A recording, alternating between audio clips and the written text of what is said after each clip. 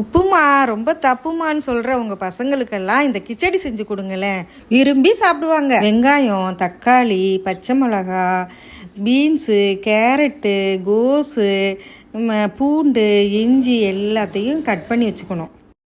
ஒரு 200 கிராம் ரவையை எடுத்து ஸ்லோவில் வச்சு கடாயில் போட்டு ஒரு 3 நிமிஷம் வறுத்துக்குங்க. கடாயில் ஒரு 3 குழிக்கரண்டி எண்ணெய் ஊற்றிக்குங்க. ஆனால் இதுக்கு எண்ணெய் கம்மியாக ஊற்றுறது அது உங்கள் இஷ்டம். ஆனால் இது கொஞ்சம் ஜாஸ்தி எண்ணெய் ஊற்றினா தான் நல்லாயிருக்கும். கடுகு, உளுந்து, கடலைப்பருப்பு போட்டு தாளிச்சுக்குங்க.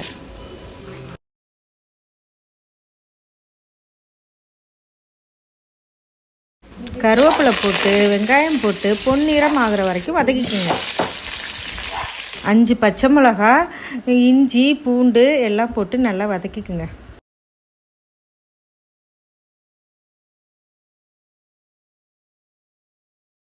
தேவையான அளவு உப்பு போட்டு காய்கறி போட்டு நல்லா வதக்கிங்க. உப்பு போட்டால் சீக்கிரம் வதங்கும். தக்காளி போட்டு மஞ்சத்தூள் போட்டு நல்லா வதக்கணும்.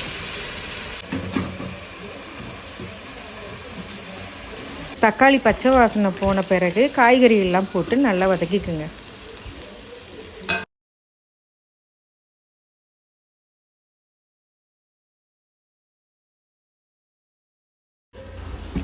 மூடி போட்டு ஒரு 5 நிமிஷம் வெந்த பிறகு 200 கிராம் ரவைக்கு 3 டம்ளர் தண்ணி ஊற்றுங்க.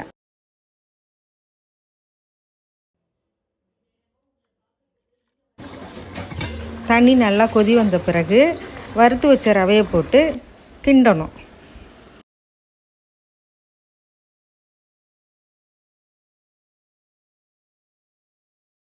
என் பொண்ணு பாருங்கள், போதும் போதும்னு சொல்கிற அளவுக்கு நெய் ஊற்றுறா. உங்களுக்கு எவ்வளோ தேவையோ அதுக்கு தகுந்த மாதிரி நீங்கள் நெய் ஊற்றிக்குங்க. கடைசியாக கொத்தமல்லி தூவி இறக்க வேண்டியது தான். இந்த கிச்சடிக்கு தொட்டுக்கிறதுக்கு சாம்பார், சட்னி, நாட்டு சர்க்கரை எது உங்கள் விருப்பமோ வச்சு சாப்பிட்டுக்கலாம். சுவையான கிச்சடி ரெடிங்க. நீங்களும் உங்கள் வீட்டில் செஞ்சு பார்த்துட்டு எப்படி இருந்துச்சுன்னு சொல்லுங்கள்.